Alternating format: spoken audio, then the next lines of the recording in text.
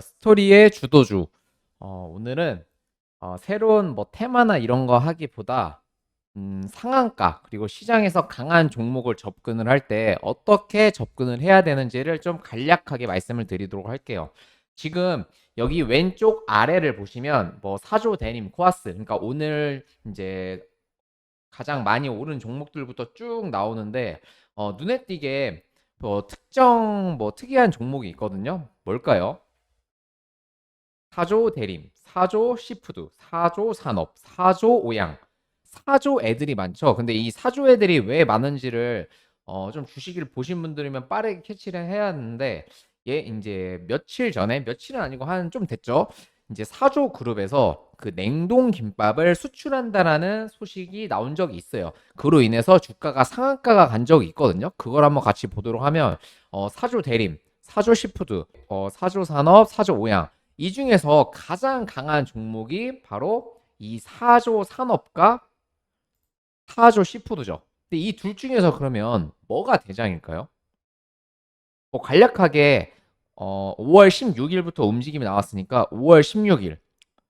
근데 오히려 5월 16일 처음 올랐을 때는 사조 시푸드가 많이 올랐는데 오늘 기준으로 보면 사조 대림이 먼저 상한가에 진입을 했고 언제 9시 8분에 진입을 했고 사조 시푸드가 지금도 이제 상한가 근처에서 거래량이 나올락 말락 지금 막 상한가가 들어가는데 자 그러면 이런 식으로 사조 그룹들이 같이 움직였을 때 보통의 투자자분들은 이제 후발주를 사거든요. 예를 들면 이제 사조 대림이 상한가가 먼저 들어갔고 사조 시푸드가 그 다음이니까 이제 사조 산업을 산다든지 사조 오양을 산다든지 왜냐면 사조 오양이나 사조 산업 같은 걸 사야 지금이 24%니까 대략 5% 정도의 그러니까 상한가가 들어갔을 때 5% 정도의 수익을 얻을 수 있다고 판단을 하거든요. 아니면 뭐 사조 동아원이 현재 20%대니까 얘를 사서 얘가 상한가를 갔을 때 대략 한 8%, 7% 수익이 나잖아요.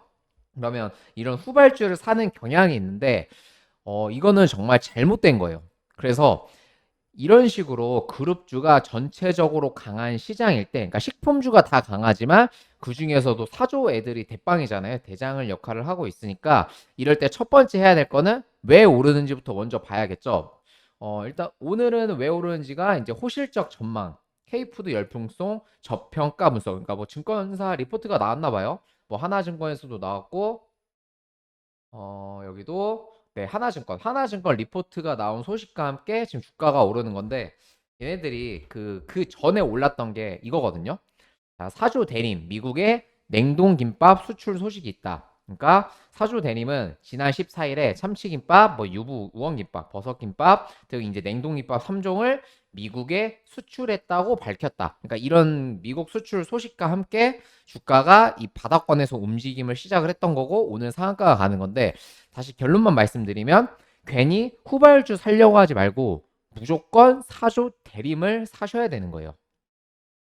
근데 스토리님 지금 상한가 진입을 해서 얘 못 사지 않아요? 그러면 어떻게 후발주를 사는 게 아니라 그냥 기다리는 겁니다.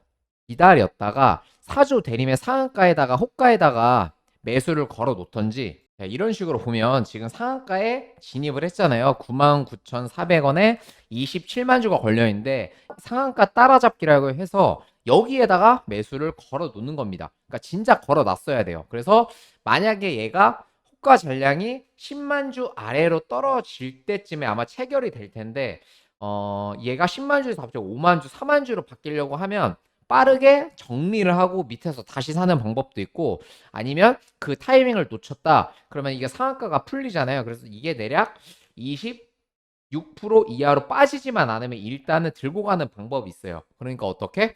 후발주를 사지 말고 무조건 사조 대림을 사야 됩니다. 이게 만약에 사조 대림을 절대 정말 못 살 것 같으면 꼭 사야 될다 싶으면 사조 대림이 아니라면 사조 시푸드를 사야 돼요.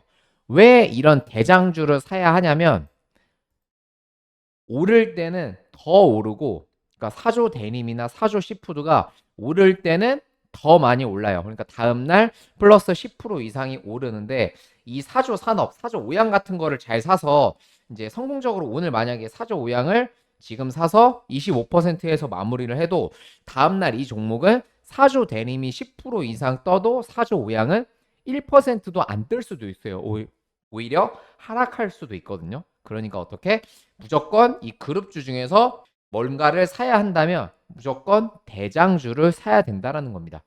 사실 이거는 그룹주뿐만이 아니라 어떤 테마든 마찬가지예요. 뭐 반도체, 2차 전지, 그리고 뭐 최근에 이제 많이 올랐었던 게 그 초전도체죠.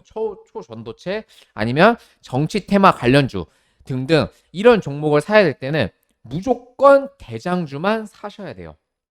괜히 나는 아직 안 오른 후발주 찾겠다고 하시는 것보다 대장주를 사시는 게 기대 수익도 더 높고 손실률도 적습니다. 아시겠죠? 자, 그러면 저는 여기서 방송 마치도록 하고 저는 오후 방송에서 다시 새로운 내용으로 인사를 드리도록 하겠습니다. 저랑 같이 하실 분들은 간략하게 문자 답장 5번 남겨주시기 바랍니다.